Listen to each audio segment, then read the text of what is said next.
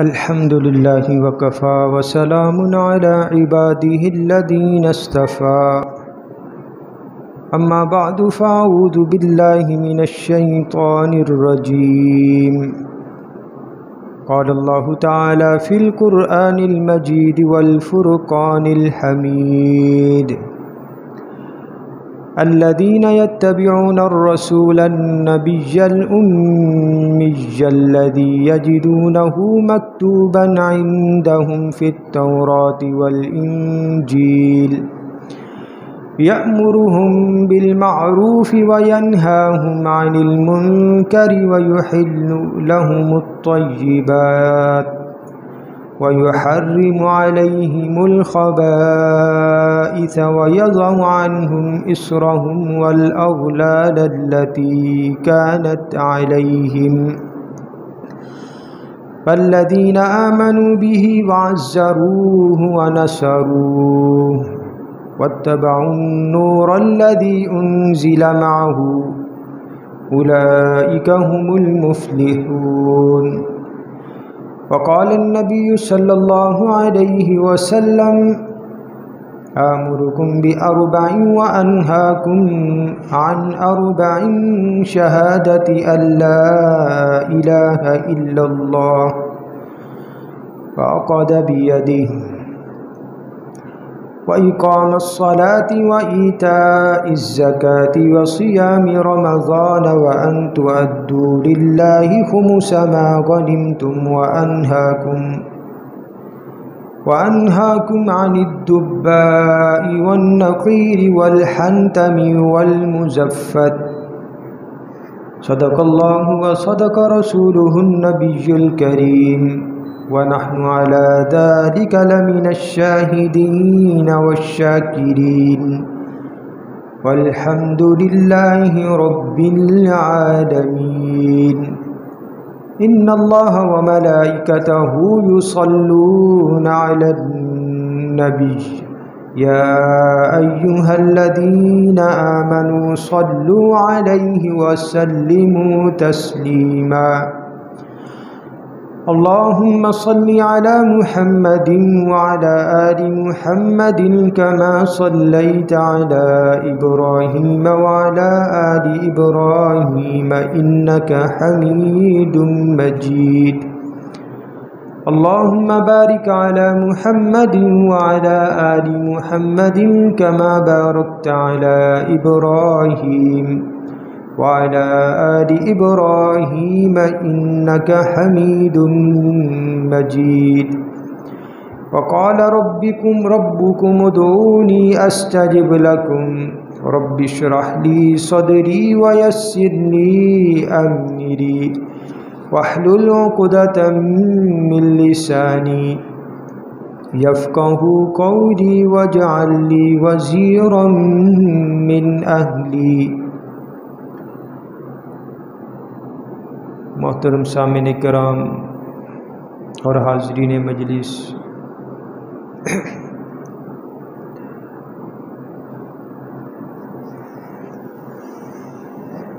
آج جمعے کا دن ہے۔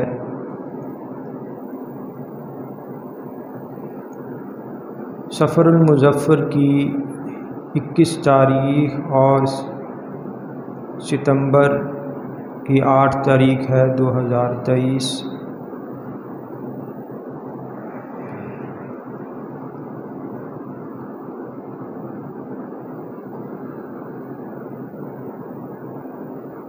شرعی طور پر احکام کی ہم رہنمائی لیں تو حکم یہی ہے کہ جمعہ کی پہلی اذان ہوتے ہی مسجد کی طرف جو ہے جمعے کی تیاری کے لیے چلنا چاہیے، اور جمعے کی تیاری کے متعلق غسل ہے، اچھے کپڑے ہیں، اگر ہو سکے تو سفید کپڑے، اسی طرح خوشبو لگانا، مسواک کرنا،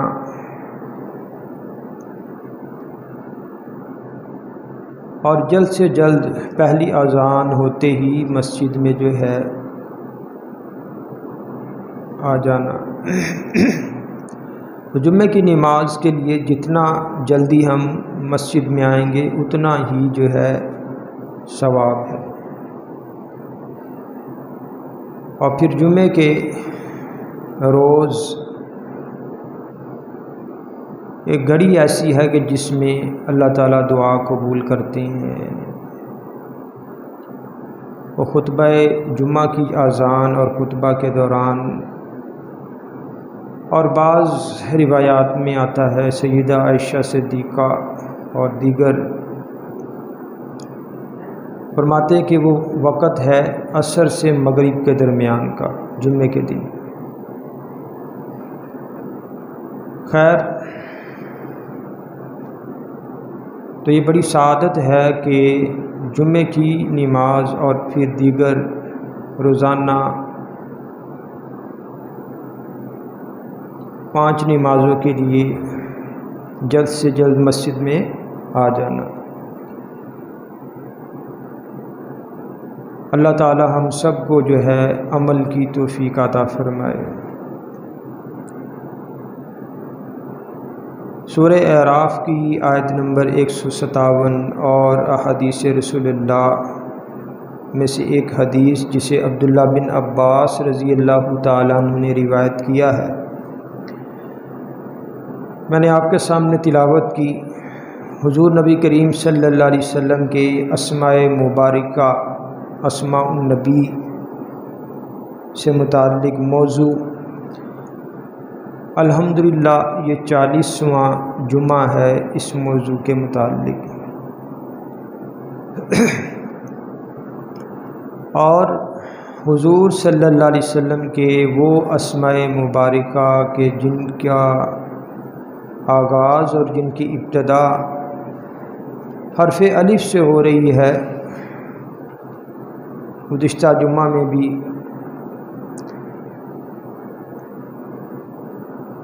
چند اسماء اور پھر احادیث میں سے ان کے ماخوذات میں نے آپ کے سامنے رکھے۔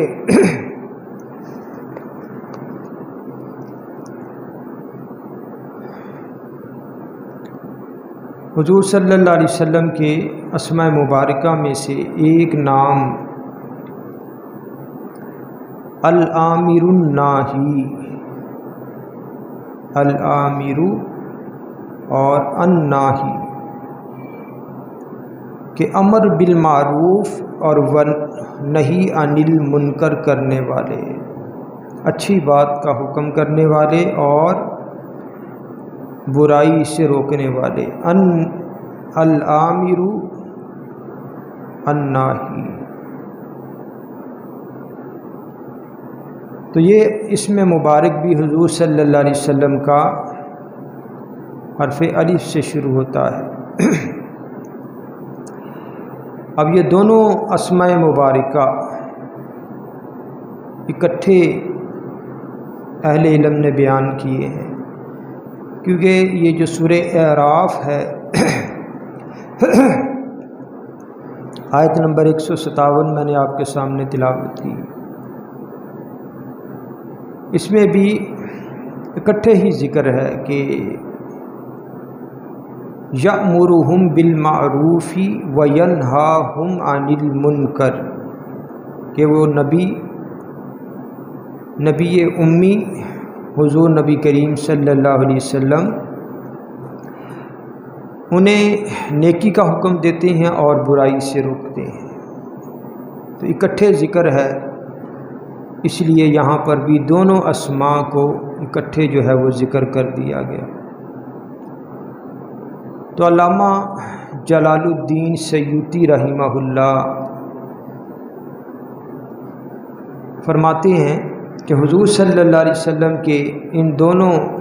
مبارک ناموں کو شیخ ابن عربی رحمہ اللہ، دیگر علماء، دیگر اہل علم حضرات نے سورہ اعراف کی اسی آیت نمبر 157 سے اخذ کیا ہے کہ یہ نبی امی، رسول امی یأمرہم بالمعروف وینہاہم عن المنکر۔ فرماتے ہیں کہ حضور صلی اللہ علیہ وسلم کے اس اسم مبارک کو اہل علم حضرات نے سورہ اعراف کی اسی آیت نمبر 157 سے اخذ کیا ہے۔ باقی قرآن کریم میں سورہ توبہ آیت نمبر 112 میں اللہ تعالیٰ مومنین کی صفات اور صاف بیان فرماتے ہیں کہ التائبون العابدون الحامدون السائحون الراکعون الساجدون الآمرون بالمعروف والناہون عن المنکر والحافظون لحدود اللہ وبشر المؤمنین۔ تو مومنین کی صفات میں اللہ نے فرمایا کہ توبہ کرنے والے ہیں، عبادت گزار ہیں، اللہ کی حمد و ثنا بیان کرنے والے ہیں، روزہ رکھنے والے ہیں، رکوع سجدہ کرنے والے ہیں، اور الآمرون بالمعروف نیکی کا حکم دینے والے، والناہون عن المنکر اور کیا ہیں، برائی سے روکنے والے ہیں، اور والحافظون لحدود اللہ اللہ کی حدود کی حفاظت کرنے والے ہیں، وبشر المؤمنین فرمایا کہ آپ ایمان والوں کو خوشخبری سنا دیں۔ تو یہاں سورہ توبہ کی آیت نمبر 112 میں اللہ تعالیٰ نے مومنین کی صفات میں بھی فرمایا کہ الآمرون بالمعروف والناہون عن المنکر، کہ یہ اہل ایمان نیکی کا حکم کرنے والے اور کیا ہیں، برائی سے روکنے والے ہیں۔ تو نیکی کا حکم اور برائی سے روکنا یہ در حقیقت حضور نبی کریم صلی اللہ علیہ وسلم کی اتباع ہے اور اللہ کے حکم کو پورا کرنا ہے۔ دوسرا سورہ بقرہ کی آیت نمبر 67 اللہ فرماتے ہیں وَإِذْ قَالَ مُوسَىٰ لِقَوْمِهِ إِنَّ اللَّهَ يَأْمُرُكُمْ أَن تَذْبَحُوا بَقَرَةً، کہ جہاں گائے کے ذبح کرنے کا حکم ہے، سورہ بقرہ آیت 67۔ تو وہاں موسیٰ علیہ السلام کے بارے میں آتا ہے کہ انہوں نے اپنی قوم سے کہا کہ ان اللہ یأمرکم، کہ اللہ تمہیں حکم دیتا ہے۔ تو علماء حضرات اہل علم حضرات فرماتے یہاں سے معلوم ہوا کہ الآمرو جو حضور نبی کریم صلی اللہ علیہ وسلم کا اسم مبارک ہے،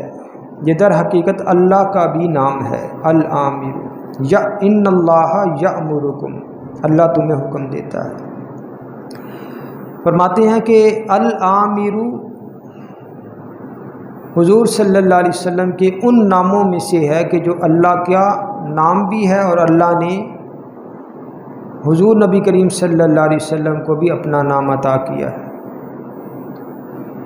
اسی طرح یعنی یہ قرآن کریم کی سورہ بقرہ کی آیت 67۔ حضرت ابو سعید خدری رضی اللہ تعالیٰ عنہ صحابی رسول، بخاری شریف میں روایت ہے کہ حضور نبی کریم صلی اللہ علیہ وسلم نے فرمایا، اللہ تعالیٰ فرمائے گا اے آدم بروز قیامت، اے آدم، تو حضرت آدم علیہ السلام کہیں گے لبیک و سعدیک، تو پھر اللہ ندا دے گا ان اللہ یأمرک ان تخرج من ذریتک بعثا الی النار، کہ اللہ آپ کو حکم دیتا ہے کہ آپ نکال لیں اپنی اولاد میں سے ایک جماعت جہنم میں سے۔ تو یہاں بھی حدیث مبارکہ میں بھی یہ ذکر ہے کہ ان اللہ یأمرک، اللہ تمہیں حکم دیتا ہے۔ اللہ کا اسم مبارک الآمرو اس روایت میں بھی اس کے ذریعے سے بھی اخذ ہوتا ہے۔ تو الآمرو حضور نبی کریم صلی اللہ علیہ وسلم کے ان اسماء میں سے ہے کہ جو اللہ کے اسماء حسنہ میں سے بھی ہے، اور اللہ نے حضور نبی کریم صلی اللہ علیہ وسلم کو بھی وہ نام جو ہے عطا فرمایا ہے۔ اب حضور نبی کریم صلی اللہ علیہ وسلم کا نام اسم مبارک العامر الناہی کہ آپ نیکی کا حکم دینے والے، برائی سے روکنے والے تھے۔ ہم دیکھتے ہیں احادیث کی کتابوں میں سینکڑوں ہزاروں احادیث ہیں، جو ہے اس کا ذخیرہ ہے کہ جہاں حضور صلی اللہ علیہ وسلم کسی کام کے کرنے کا حکم فرما رہے ہیں یا جہاں نبی صلی اللہ علیہ وسلم کسی کام سے روک رہے ہیں، تو یہاں حضور صلی اللہ علیہ وسلم کے اوامر و نواہی کی مختلف حیثیتیں ہیں، اس کی مختلف حیثیتیں ہیں اور فقہی احکام اور جو اثرات ہیں وہ اس پر جو ہے مرتب ہوتے ہیں۔ تو علماء فرماتے ہیں کہ حضور صلی اللہ علیہ وسلم کی ذات بابرکات سے صادر ہونے والے افعال، اقوال،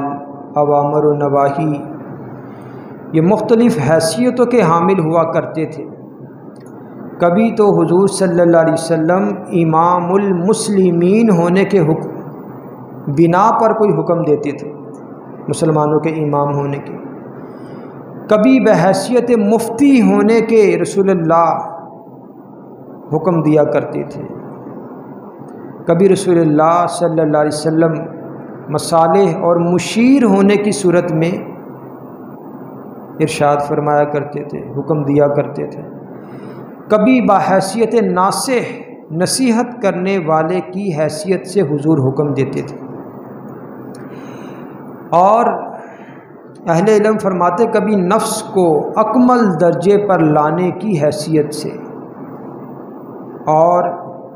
کبھی اعلیٰ حقائق کی تعلیم دینے کی حیثیت سے، کبھی ادب سکھانے کی حیثیت سے، اور اس کے علاوہ کبھی دوسری حیثیتوں سے بھی حضور صلی اللہ علیہ وسلم کے اوامر و نواہی متصف ہوا کرتے تھے۔ تو نبی صلی اللہ علیہ وسلم کی ذات بابرکات ان تمام اوصاف سے متصف ہوا کرتی تھی۔ تو ایک بہت بڑے اہل علم میں سے جن کا شمار ہوتا ہے امام شہاب الدین کرافی، یہ امام مالک رحمہ اللہ کے ان کی پیروی کرتے تھے، ان کے مقلد تھے، امام شہاب الدین کرافی مالکی رحمہ اللہ۔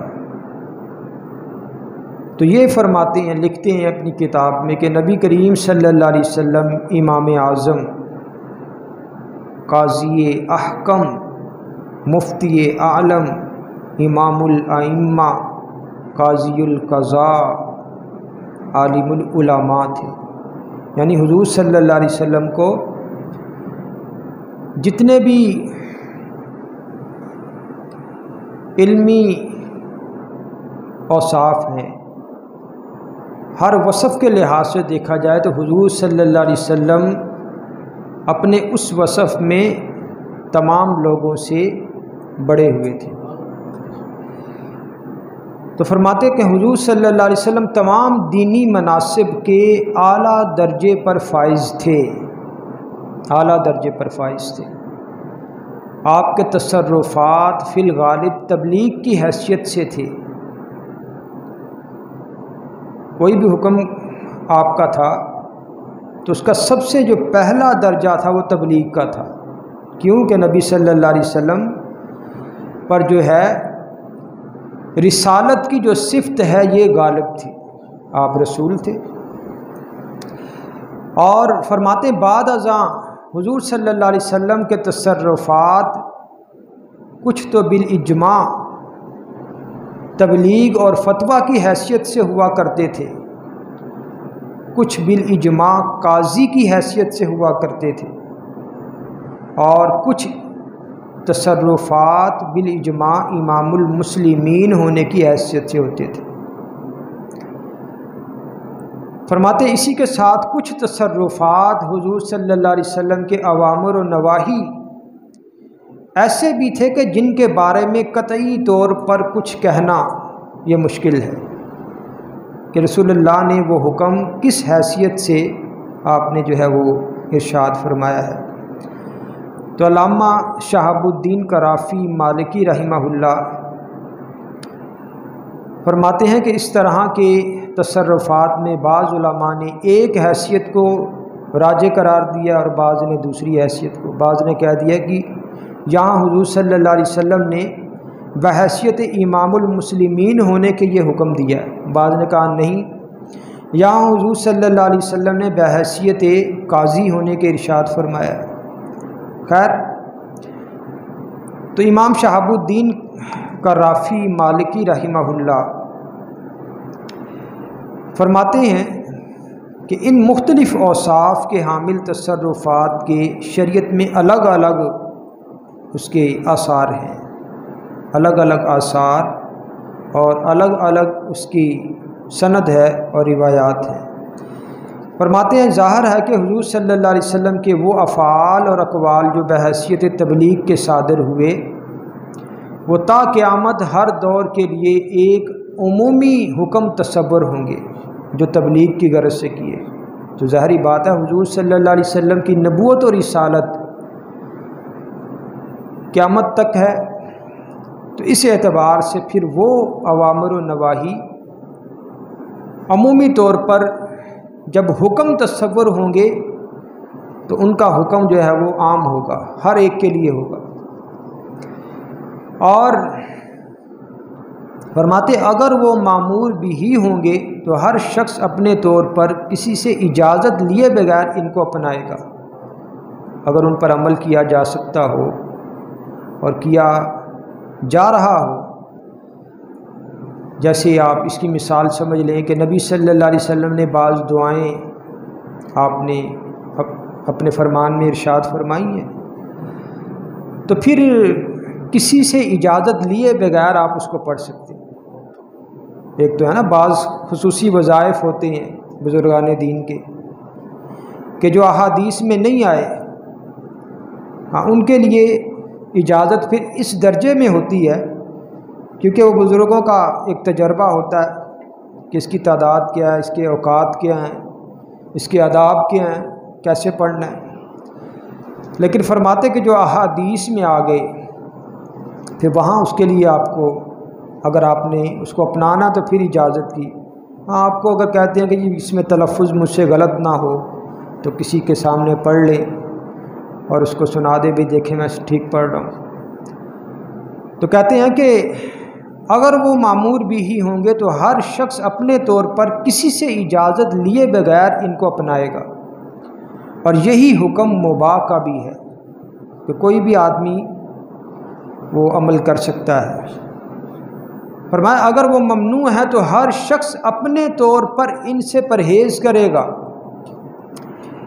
کہ نبی صلی اللہ علیہ وسلم نے آپ کے وہ اوامر و نواہی، آپ کے خصوصاً وہ نواہی اور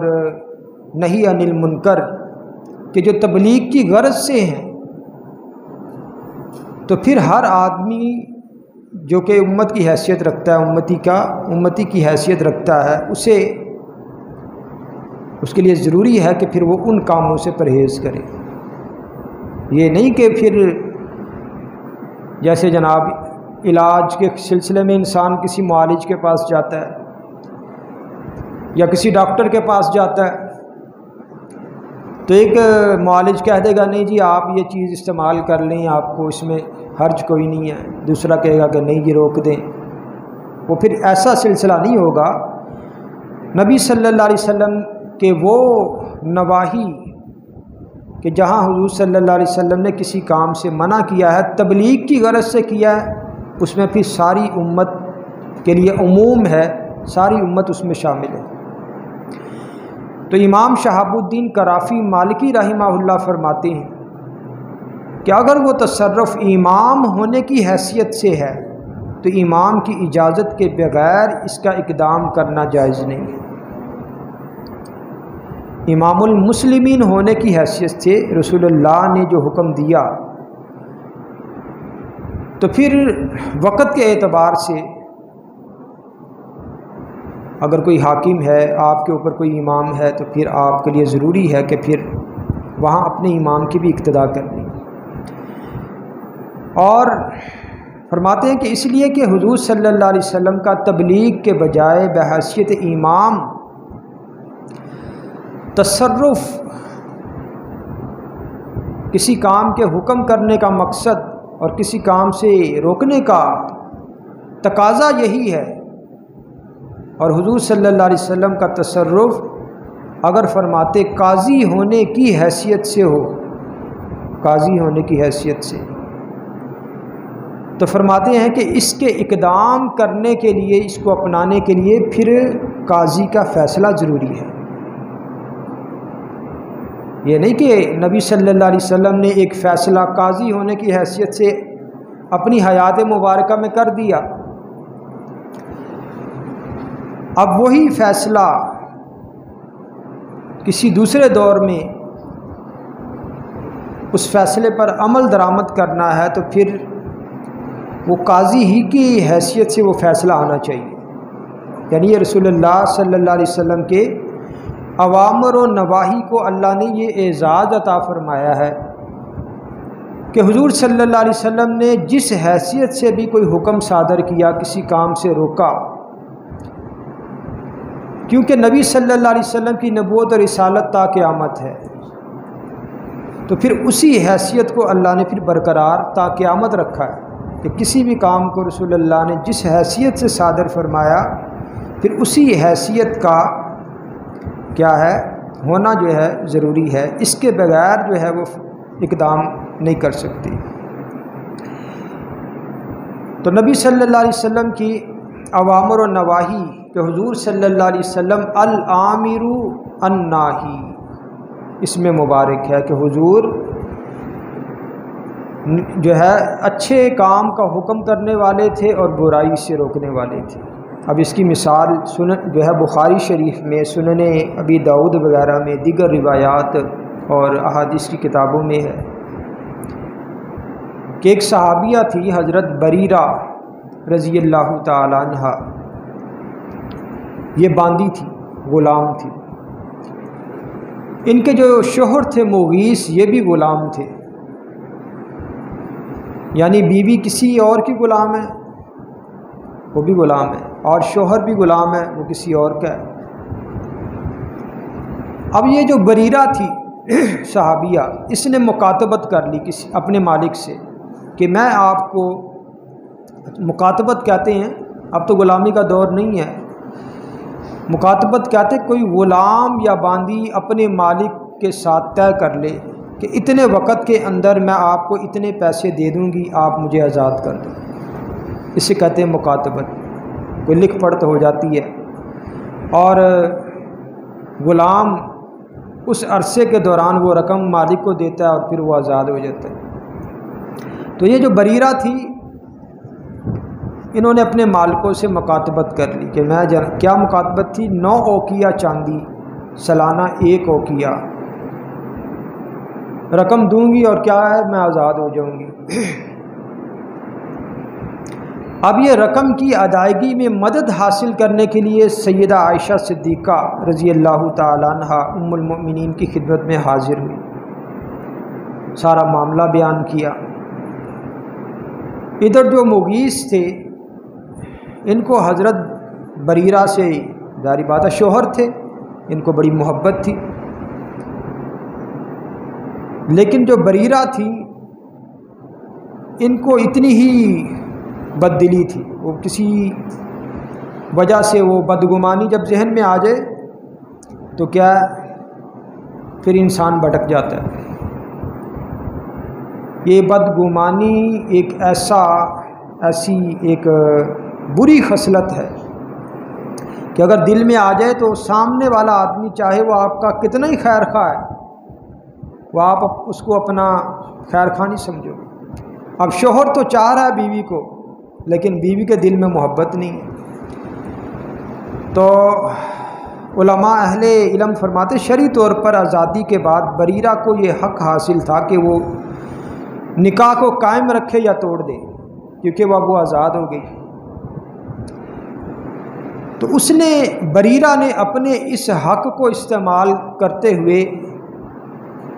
علیحدگی اختیار کر لی. اس نے کہا کہ میں اس کے ساتھ نہیں رہنا چاہتی کیونکہ میں اب آزاد ہو گئی. پہلے وہ بھی غلام تھا، شوہر بھی، یہ بھی غلام تھی، اب یہ آزاد ہو گئی، اختیار مل گیا. تو اختیار استعمال کرتے ہوئے اس نے علیحدگی اختیار کر لی. اب جو شوہر تھے مغیث، ان کو بڑا صدمہ ہوا، دل میں محبت تھی بیوی کی. تو یہ علماء فرماتے اب یہاں حضرت بریرہ اور مغیث کے معاملے کو اب اللہ کی ذات جانتی ہے کہ بریرہ کے دل میں مغیث کے بارے میں بدگمانی کیسے آئی. بھائی وہ کیا چیز تھی کہ جس کے بارے میں شوہر کا دل صاف تھا، بیوی نے سمجھا کہ یہ پتہ نہیں میرے حق میں یہ ٹھیک نہیں. اب دیکھیں ہمارے معاشرے میں بھی زیادہ لڑائی جھگڑے اور جو فسادات ہیں، وہ کہتے ہیں نا کہ حالات اتنے برے نہیں ہوتے جتنے کہ خیالات برے ہوتے ہیں. انسان کو حالات اتنا کیا ایسے کہتے ہیں کہ برائی کی طرف اور مفلسی کی طرف یا تنگی کی طرف نہیں لاتے کہ جتنا کہ خیالات جو ہیں وہ انسان کو اس طرف لے آتے. حالات ٹھیک ہوتے ہیں، اگر انسان اپنے خیالات بھی درست کر لے تو سارے معاملات صحیح ہو جاتے ہیں. تو معاشرے میں بھی بدگمانیاں اس قدر بڑھ گئی، لوگ تحقیق چھوڑ کر اپنے گمان کو کہتے ہیں یہ بالکل جو میرا گمان ہے نا، میری جو سوچ ہے یہ غلط ہو ہی نہیں سکتی. تو اب یہ کیا ہے؟ تو اہل علم حضرات فرماتے اس لیے بہتر ہے کہ کسی کے لیے اپنی رائے قائم کرنے سے پہلے تحقیق کر لینی چاہیے. اگر کسی کے بارے میں آپ کوئی بات سنتے ہیں یا پڑھتے ہیں تو کوئی رائے قائم کرنے سے پہلے کہ آپ اس کے لیے اپنا ذہن کیا بناتے ہیں، اس کے بارے میں اپنے ذہن میں اس کا خاکہ کیا آپ بناتے ہیں، اس سے پہلے آپ تحقیق کریں. اچھا، اب یہ بریرہ نے کیا کیا؟ حضرت مغیث سے علیحدگی اختیار کر لی. اب جو مغیث سے بڑا صدمہ ہوا، تو روایات میں آتا ہے جو حضرت مغیث سے بریرہ نے علیحدگی اختیار کی، مدینہ کی گلیوں میں بریرہ کے پیچھے پیچھے پھرا کرتے تھے. محبت تھی دل میں اور پھرتے تھے، اور ان کی داڑھی جو ہے وہ ان کی داڑھی سے آنسو بہا کرتے تھے کہ ٹھیک ہے میری بیوی کو اختیار مل گیا، اور اس نے اختیار استعمال کرتے ہوئے علیحدگی اختیار کر لی. بلکہ سنن نسائی کی ایک روایت ہے کہ نبی صلی اللہ علیہ وسلم نے اپنے چچا حضرت عباس سے فرمایا، عباس کہ آپ کو حیرت نہیں ہے کہ مغیث بریرہ سے کتنی محبت کرتا ہے؟ یعنی دربار رسالت بھی گواہی دے رہا ہے کہ مغیث بریرہ سے محبت کرتا ہے. فرمایا اور بریرہ مغیث سے کس قدر نفرت کرتی ہے. خیر قصہ مختصر. اب یہ جو شوہر تھے حضرت مغیث، یہ دربار رسالت میں حاضر ہوئے اور آپ سے سفارش کی درخواست کی کہ یا رسول اللہ آپ سفارش کریں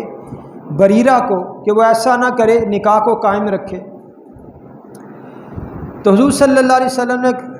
فرمایا ٹھیک ہے میں بریرہ سے بات کروں گا. نبی صلی اللہ علیہ وسلم نے بریرہ سے بات کی اور فرمایا کہ آپ اس سے علیحدگی اختیار نہ کرو. اب بریرہ نے پوچھا یا رسول اللہ اتأمرنی، اے اللہ کے نبی کیا آپ مجھے اس بات کا حکم دے رہے ہیں کہ میں بریرہ سے علیحدگی اختیار نہ کروں، تو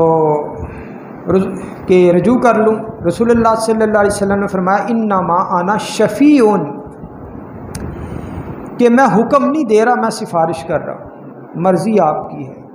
تو وہ بولی فلا حاجۃ لی فیہ، مجھے اس کی ضرورت نہیں ہے، آپ سفارش کر رہے ہیں میں نہیں مانتی. اگر تو آپ حکم کر رہے ہیں تو بتائیں، پھر میں رجوع کرتی ہوں، لیکن اگر آپ سفارش کر رہے ہیں تو پھر میں آپ کی سفارش نہیں مانتی. اب دیکھیں کہ حضرت بریرہ کے اس طرز عمل پہ نہ نبی صلی اللہ علیہ وسلم نے برا بنایا، نہ صحابہ نے برا منایا کہ بھائی دیکھو حضور کی سفارش کو قبول نہیں کیا۔ اب یہ آپ جو ہے اسی پوائنٹ کو آپ لیں، بعض روایات آتی ہیں کہ حضرت عمر فاروق رضی اللہ تعالیٰ عنہ نے کچھ معاملات میں نبی صلی اللہ علیہ وسلم کی جو بات تھی وہ آپ نے قبول نہیں کی۔ قصہ مختصر کہ نبی صلی اللہ علیہ وسلم حضرت عمر فاروق نے بعض معاملات میں حضور صلی اللہ علیہ وسلم کی بات نہیں مانی، تو وہ یہی صورتحال تھی۔ بھائی صحابہ نبی کے انداز کلام کو سمجھ جایا کرتے تھے، اگر نہیں سمجھتے پوچھتے تھے یا رسول اللہ یہ آپ کا حکم ہے یا یہ وحی ہے یا آپ کا یہ مشورہ ہے، بس اوقات پوچھ بھی لیتے تھے۔ جیسے حضرت بریرہ نے پوچھا، تو جیسے ہم یہاں پہ حضرت بریرہ کو برا نہیں کہہ سکتے، تو ہم ان معاملات میں کہ جہاں حضرت عمر فاروق رضی اللہ تعالیٰ عنہ نے نبی صلی اللہ علیہ وسلم کی بات نہیں مانی، وہاں ہم حضرت عمر فاروق کو بھی برا نہیں کہہ سکتے، کیونکہ وہاں حضور صلی اللہ علیہ وسلم نے بھی نہیں برا منایا، نہ باقی صحابہ نے منایا۔ آ رہی سمجھ کے نہیں آ رہی؟ ہاں، یہ ذہن میں بٹھائیں۔ یہ ساری جو گفتگو ہے یہ انشاءاللہ آپ کے کام آنے والی ہے باقی زندگی میں بھی۔ بسا اوقات بعض لوگ ہمارا ذہن خراب کرتے ہیں، دیکھو جی وہ صحابی رسول تھے، انہوں نے نبی کی بات نہیں مانی، آپ یہ رکھ سکتے ہیں سامنے حضرت بریرہ کا واقعہ۔ اچھا، تو یہاں علماء فرماتے ہیں کہ رسول اللہ صلی اللہ علیہ وسلم کا امر اور حکم بحیثیت سفارش کے تھا، تو حضرت بریرہ نے قبول کرنے سے انکار کر دیا۔ یعنی یہاں سے معلوم ہوا کہ حضور صلی اللہ علیہ وسلم کا حکم بحیثیت سفارش تھا۔ اسی طرح ابن اسیر جزری رحمہ اللہ بہت بڑے محدث تھے، انہوں نے اپنی کتاب اسد الغابہ اس میں بیان کیا ہے کہ صحابی رسول حضرت حباب بن منذر رضی اللہ تعالیٰ عنہ جو ہجرت مدینہ سے قبل اسلام لائے تھے، یہ بھی صحابی تھے، ہجرت کرنے سے پہلے ایمان لائے، تمام غزوات میں شریک ہوئے اور قبیلہ خزرج سے تھے، بلکہ علماء نے لکھا کہ جنگ بدر میں جب شامل ہوئے تو قبیلہ خزرج کا جو علم تھا، جو جھنڈا تھا، وہ ان کے ہاتھ میں تھا۔ تو بدر کے مقام پہ پہنچے تو مسلمانوں کے قیام کے لیے حضور صلی اللہ علیہ وسلم نے ایک جگہ پڑاؤ کیا، آپ نے دیکھا کہ یہ جگہ بہتر ہے، آپ نے انتخاب کیا، اور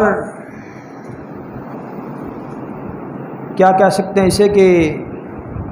وہاں پہ کوئی چشمہ نہیں تھا کہ جہاں رسول اللہ صلی اللہ علیہ وسلم نے جس جگہ پڑاؤ کرنے کے لیے جگہ کا انتخاب کیا وہاں کوئی چشمہ نہیں تھا پانی کا، یا کنواں نہیں تھا، اور محققین فرماتے زمین اس قدر ریتلی تھی کہ اونٹ کے پاؤں زمین میں دس جائیں،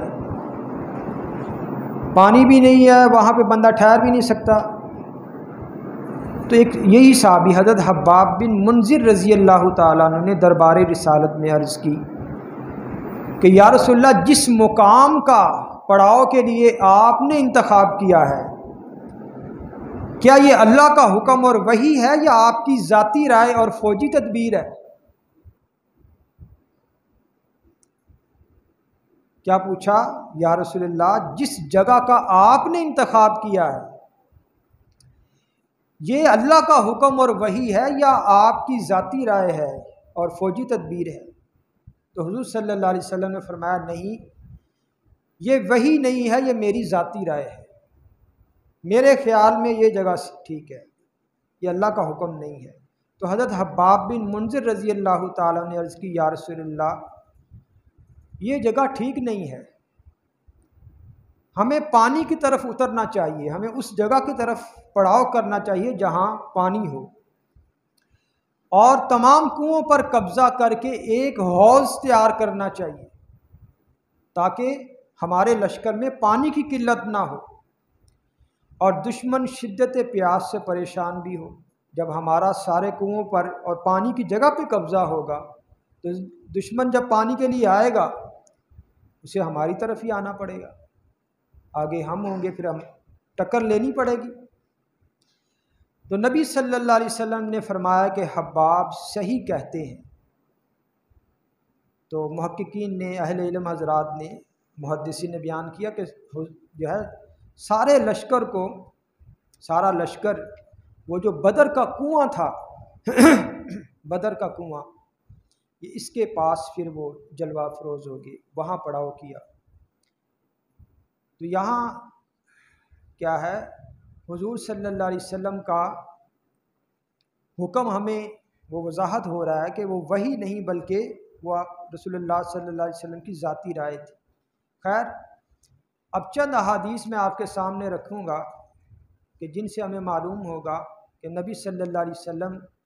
العامر الناہی، کہ حضور صلی اللہ علیہ وسلم کا یہ اسم گرامی کہ نبی صلی اللہ علیہ وسلم نیک کام کا حکم کرنے والے، برائی سے روکنے والے، نبی صلی اللہ علیہ وسلم کا یہ جو اسم گرامی ہے یہ کن کن روایات سے اخذ کیا جا سکتا ہے؟ اب بخاری شریف کی روایت ہے، حضرت عبداللہ بن عباس رضی اللہ تعالیٰ عنہ سے مروی ہے کہ قبیلہ عبد القیس کا ایک وفد دربار رسالت میں حاضر ہوا۔ نبی صلی اللہ علیہ وسلم کے پاس قبائل آیا کرتے تھے، اپنے اپنے مسائل بیان کیا کرتے تھے۔ تو اب یہ قبیلہ آیا عبد القیس، اس نے عرض کی یا رسول اللہ ہمارا تعلق قبیلہ ربیعہ سے ہے اور قبیلہ مضر کے کفار ہمارے اور آپ کے درمیان بستے ہیں، یعنی یہ مدینہ کے قریب ہی کوئی جگہ تھی۔ تو یہ قبیلہ مضر والے کہ جن سے انہیں شکایت تھی، کہنے لگے کہ یہ قبیلہ جو ہے یہ ہمارے اور آپ کے درمیان جو ہے یہ بستا ہے۔ تو کہنے لگے اس لیے ان کے خطرے کی وجہ سے ہم لوگ آپ کی خدمت میں حاضر جو ہے نہیں ہو سکے، حرمت والے مہینوں میں جو ہے وہ حاضر ہو سکتے ہیں، جیسے یہ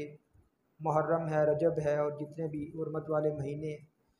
کہ ان مہینوں میں عام فہم اور عام لوگوں کو مشہور بھی تھا کہ یہ جو مہینے ہیں ان مہینوں میں لڑائی نہیں کی جاتی۔ تو کہنے لگے آپ صلی اللہ علیہ وسلم ہمیں کوئی ایسا واضح حکم فرما دے جس پر ہم مضبوطی سے قائم رہ سکیں۔ ہم آنا تو پہلے چاہتے تھے لیکن کیونکہ یہ معاملہ تھا، وہ راستے میں وہ قبیلہ پڑتا ہے جس کے ساتھ ہمارا تعلق ٹھیک نہیں ہے، تو اگر یہ رکاوٹ نہ ہوتی تو ہم پہلے آ جاتے آپ کے پاس۔ تو وجہ آنے کی یہ تھی کہ آپ ہمیں کوئی ایسا واضح حکم فرما دیں کہ جس پر ہم خود بھی مضبوطی سے قائم رہ سکیں اور جو لوگ ہمارے ساتھ نہیں آئے ہم ان کو بتا دیں جا کے کہ نبی صلی اللہ علیہ وسلم کا یہ حکم ہے۔ تو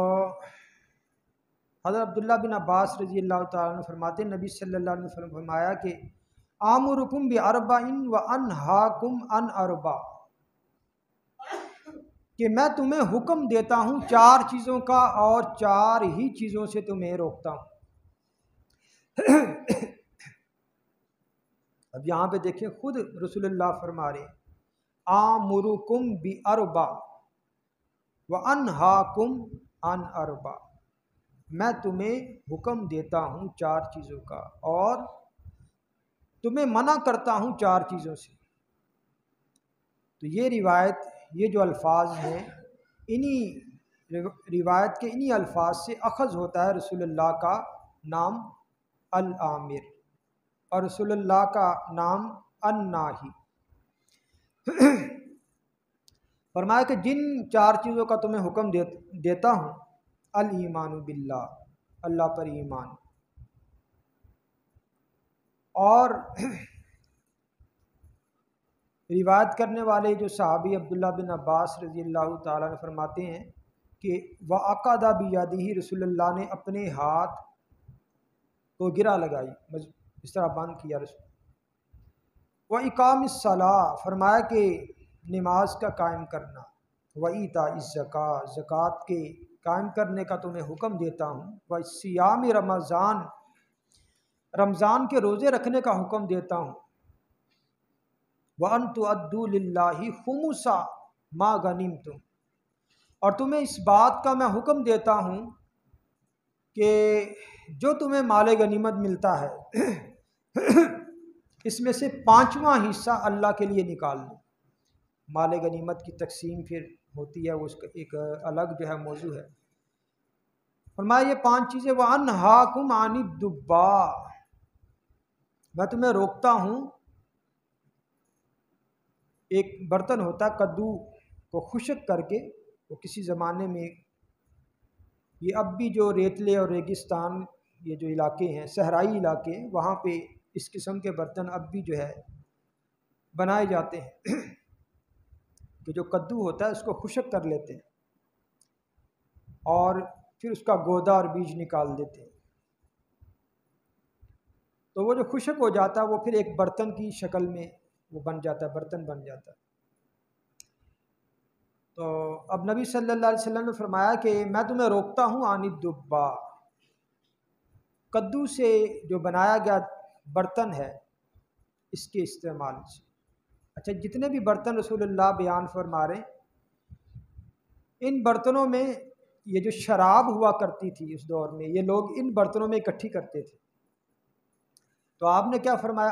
وَأَنْهَاكُمْ عَنِ الدُّبَّاءِ میں تمہیں روکتا ہوں کدو کے بنے جو ہے وہ برتن سے،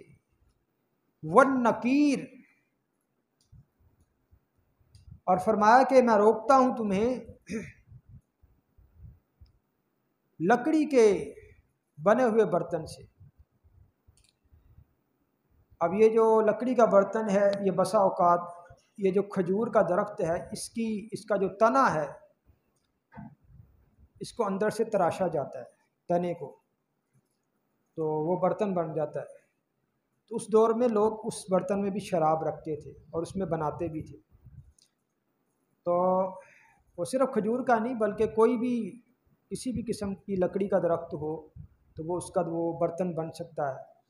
تو اس کو کہتے ہیں نکیر۔ تو نبی صلی اللہ علیہ وسلم نے فرمایا کہ میں تمہیں روکتا ہوں لکڑی کے بنائے ہوئے برتن سے کہ جس میں شراب بنائی جاتی ہے اور رکھی جاتی ہے، والحنتم اور فرمایا میں تمہیں روکتا ہوں سبز جو لاکھی برتن ہے، یہ بھی ایک قسم کا برتن ہے، اس سے روکتا ہوں، والمزفت فرمایا کہ میں تمہیں روکتا ہوں روگنی برتن سے کہ جس کو یہ جو تارکول ہوتی ہے، تارکول یہ اس کو پگھلا کے تو وہ برتن پہ اس کو لگا دیا جاتا ہے، تو اب وہ اس دور میں لوگ رکھتے تھے، اس برتن میں شراب وغیرہ بناتے تھے، رکھتے تھے۔ اب نبی صلی اللہ علیہ وسلم فرمایا یہ جو 4 قسم کے برتن ہیں ان کے استعمال سے میں تمہیں منع کرتا ہوں۔ تو اب علماء اہل علم حضرات فرماتے کہ نبی علیہ الصلوۃ والسلام نے ان مخصوص جو شراب کے برتن سے ان کے استعمال سے منع کیا شراب کی حرمت کے بعد، کہ جب شراب جو ہے وہ حرام قرار دی گئی تو حضور صلی اللہ علیہ وسلم نے ان کے برتنوں کو استعمال کرنے سے بھی منع کر دیا کہ آپ ان برتنوں کو بھی، کیونکہ شراب تو حرام ہے، ٹھیک ہے شراب میں نہیں کر رہے لیکن روزمرہ کے استعمال میں بھی نہ کرو۔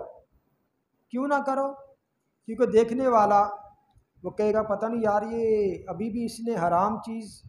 کو ابھی بھی استعمال کر رہا ہے، یا یہ وجہ بھی ہو سکتی ہے، علماء فرماتے ہیں کہ شراب حرام ہو گئی، اب جن برتنوں میں شراب رکھی جاتی تھی، تیار کی جاتی تھی، اگر ان کا استعمال جاری رہے گا تو وہ ان کا استعمال وہ شراب کی یاد دلاتا رہے گا۔ تو جب یاد آئے گی تو ہو سکتا ہے وہ پھر خواہش پیدا ہو، تو اس لیے نبی صلی اللہ علیہ وسلم نے اس کی حرمت جو ہے بیان فرما دی۔ لیکن روایات میں آتا ہے کہ پھر جب لوگوں کے اندر پختگی بیٹھ گئی کہ شراب کی نفرت بھی بیٹھ گئی اور کہ شراب حرام ہے، منع ہے، تو پھر روایات میں آتا ہے، ترمذی شریف کی روایت ہے کہ نبی صلی اللہ علیہ وسلم نے فرمایا میں نے تمہیں جن برتنوں سے منع کیا تھا، فرمایا کہ در حقیقت برتن نہ تو کسی چیز کو حرام کرتے ہیں نہ ہی حلال کرتے ہیں، فرمایا بلکہ ہر نشہ آور چیز وہ حرام ہے، لہذا جن برتنوں سے میں نے منع کیا تھا وہ اب استعمال کر سکتے۔ تو محدثین فرماتے ہیں کہ نبی صلی اللہ علیہ وسلم کے پاس بھی ایک لکڑی کا پیالہ تھا جس میں رسول اللہ صلی اللہ علیہ وسلم پانی بھی پیا کرتے تھے اور جو ہے وضو بھی کیا کرتے تھے۔ تو جو ہے وقت جو ہے ختم ہو چکا، انشاءاللہ اسی حدیث کے تحت ایک مسئلہ ہے، وہ آئندہ جو مجلس ہے آئندہ جمعہ میں انشاءاللہ اللہ کی توفیق باقی رہی اور زندگی باقی رہی تو انشاءاللہ اس کی وضاحت اور حضور صلی اللہ علیہ وسلم کے اوامر و نواہی کہ نبی صلی اللہ علیہ وسلم نے کن کن باتوں کے کرنے کا حکم دیا اور کن کن باتوں کے سے بچنے کا حکم دیا، انشاءاللہ ان روایات کو کہ جن روایات سے نبی صلی اللہ علیہ وسلم کا اسم مبارک العامر حضور صلی اللہ علیہ وسلم کیا تھے، نیک کام کا حکم کرنے والے تھے، اور الناہی حضور صلی اللہ علیہ وسلم برائی سے روکنے والے تھے، جن جن روایات سے یہ اسماء مبارکہ اخذ ہوتے ہیں انشاءاللہ یہ تمام روایات میں آپ کے سامنے رکھوں گا۔ دعا ہے اللہ تعالی ہمیں سمجھنے اور عمل کرنے کی توفیق عطا فرمائے۔ وما علینا الا البلاغ۔